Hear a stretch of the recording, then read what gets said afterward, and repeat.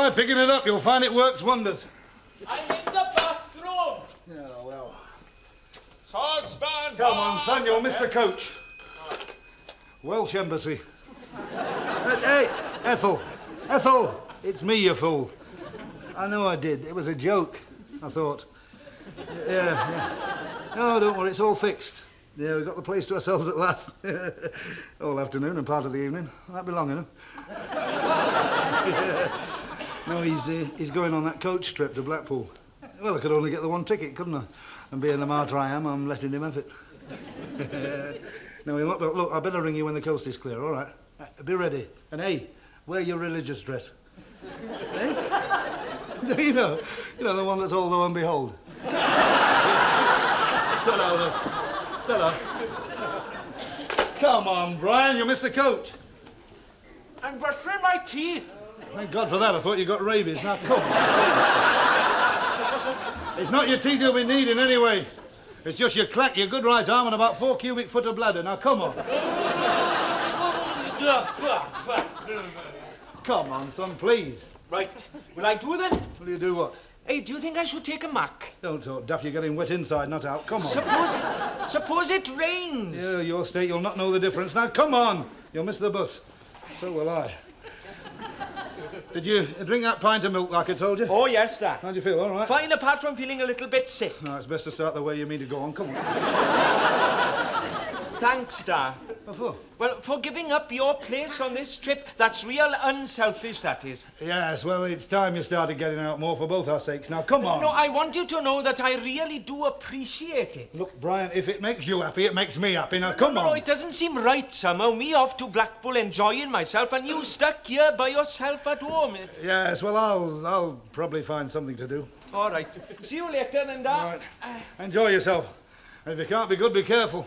If you can't be careful, for God's sake, don't give them this address, all right? Go on, enjoy yourself. Bye-bye, then. Hello, then. Bye-bye. Have a nice time. This is my lucky day. Slack Alice. Christopher Robbins just left for the palace. He's gone. Yeah.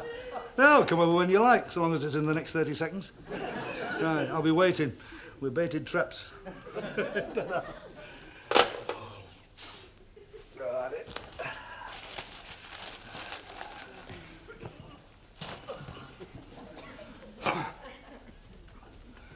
Well, if Barbara Castle could see you, she'd have you put on the national health. Now, Mrs. Pugh. Sorry to interrupt your viewing, but there'll now be a short interlude. It'll not be all that short with a bit of luck and perseverance.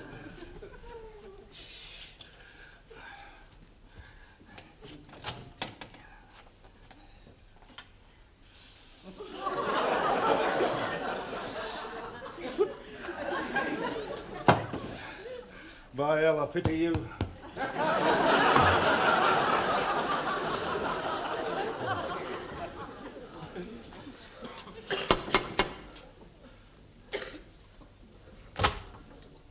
Hello.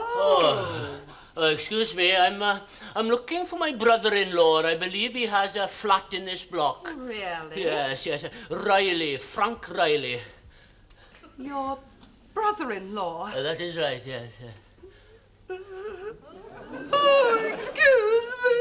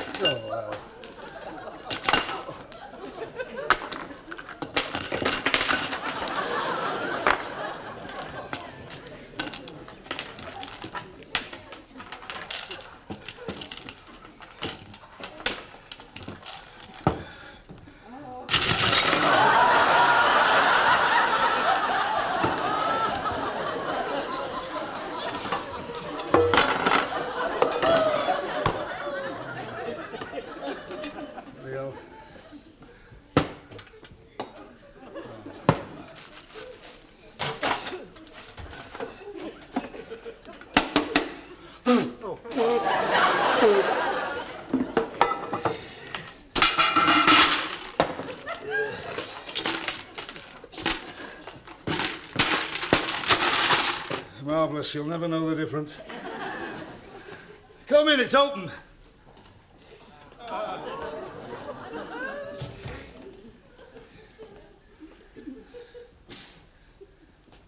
I'll be with you in a minute. Get your clothes up.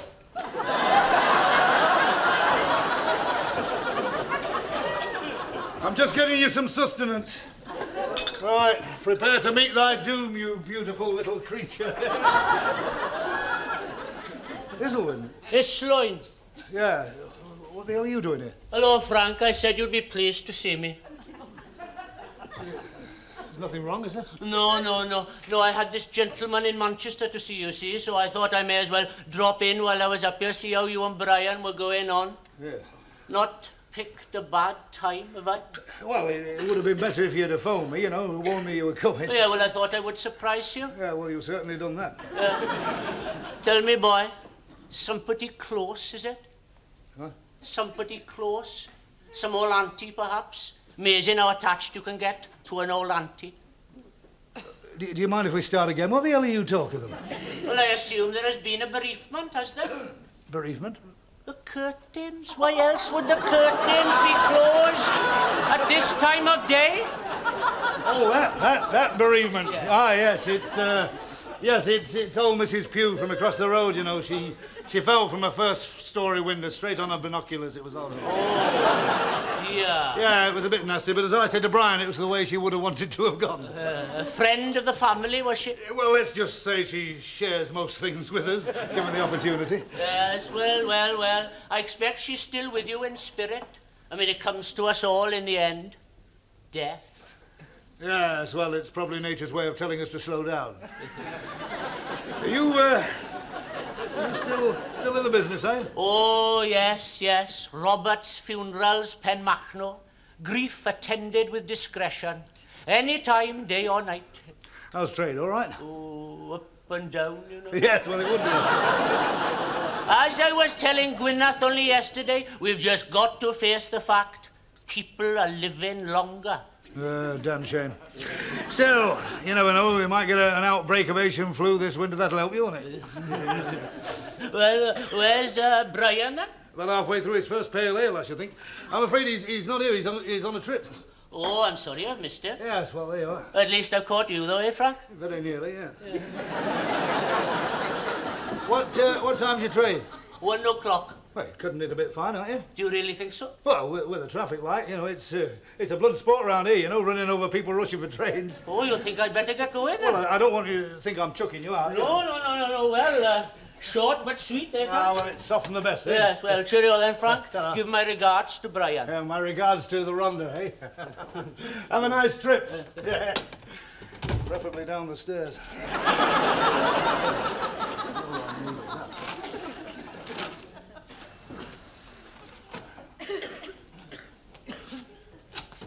Come in, it's your birthday. While you're looking, I'm going to wrap myself right round you. Do you realise that? Would you listen? What the hell's that? If you give me half a chance, I'd have told you, honestly. Come in, Renee. This is my best friend, Renee Havelot, and don't say it. Renee, Frank Riley. Hello, Frank. I've heard a lot about you, you little devil. Would you like to hear my side? Perhaps I'd better explain. Yes, perhaps you'd better explain. Renee's come all the way over from Sheffield. Sheffield? Just to go shopping with me. Shopping? She caught me, just as I was leaving. Wasn't that lucky? And you are somebody I've always wanted to meet, Frank, in the flesh. I'm sorry, Frank. It's rather difficult, isn't it? Oh, I don't know. The possibilities seem endless. Well, I thought perhaps you might have a friend. Yeah, I've got one. You've just come in with her. A man friend. I'm not really that way inclined. Well, listen, I know when I'm not wanted. And I'm not going to play gooseberry, Ethel, so I'll be saying cheerio then. Nice to have met you, Frank. Yeah, who knows, perhaps I might see a bit more of you one day, if that's possible.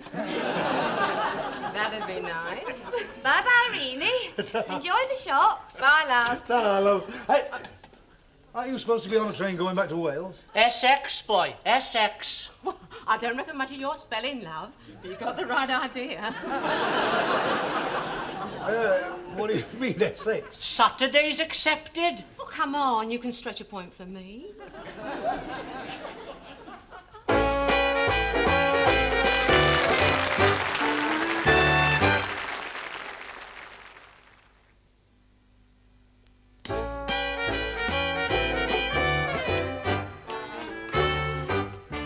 You must be out of your tiny mind.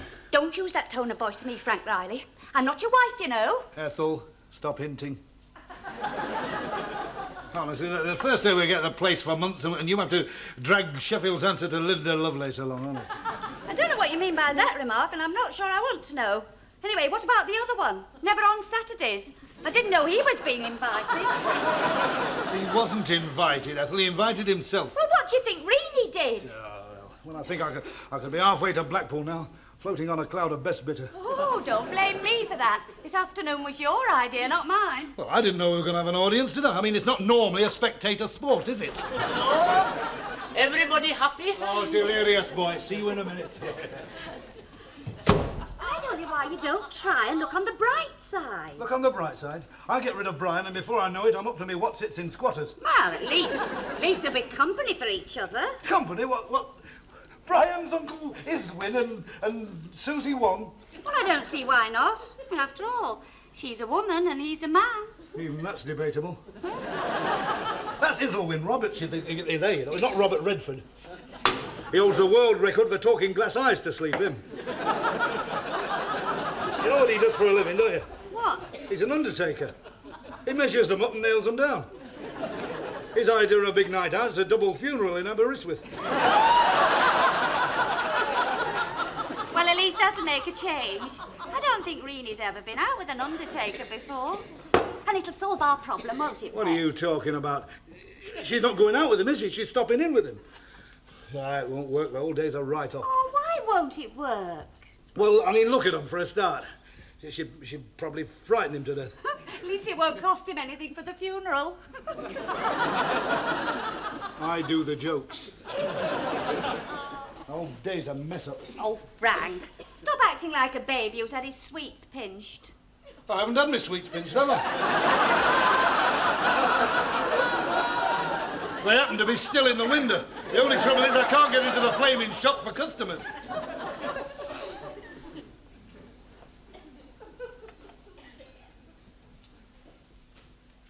That, better? Oh, yes, much better. Always more fun, I always say, when you can see what you're after. That's it.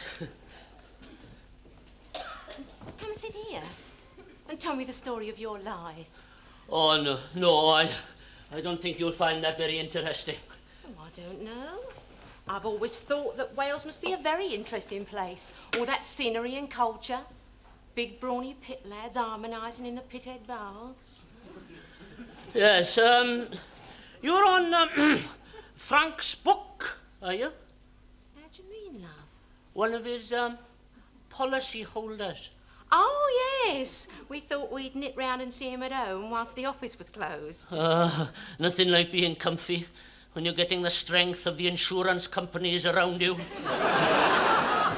That's the way I always look at it. You're in business, are you, love? Oh, yes. Yes. Keeping you busy, are they? Well, things are a bit slow at the moment, you know, but I expect they'll pick up when the bad weather comes. Oh, dear. You all right? Well, no, it's this colour, you see. I'm one of those people who warms up very quickly. Well, that's always very good to know. Why don't we take your coat off? Perhaps that'll cool you down. Oh, do you really think it will? Well, if it doesn't, at least it'll give you more room for manoeuvre. Oh, yes, right. Hello. Islwyn was feeling a bit hot under the collar. You better stick some of this up his waistcoat. Well, things do seem to have warmed up a bit, you know. I can see that. We'll have to have you fitted with a thermostat. I've always been a very warm-blooded person. Oh, you surprise me. I'll pour you a drink, Frank. A large strychnine.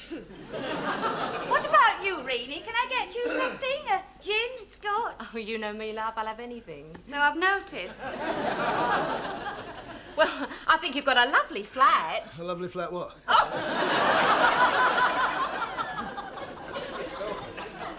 Oh, I say. Look what I found, Islwyn. A bedroom. It's them beds, you know, dead giveaway every time. Oh, it's very artistically done. Just come into this bedroom and see how artistically it's done.